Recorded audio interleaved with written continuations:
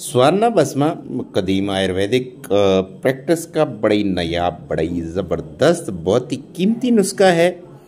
स्वर्ण भस्मा जो है सोने के कुश्ते को कहते हैं, यानी कि इसको चंद्र भस्मा भी कहा जाता है। 14वीं के चांद जैसा कर देने वाला ये सोने का कुश्ता बड़ी मेहनत के साथ तैयार होता है। खासकर जो है डायबिटिक पेशेंट जो है यूज़ कर सकते हैं, और ज़ोफ़े अज़ाए रईसा वाले यानी कि दिल, दिमाग, जिगर, गुर्दे, मसाना सबको तक़वियत देने के लिए स्वर्ण भस्मा का इस्तेमाल किया जाता है।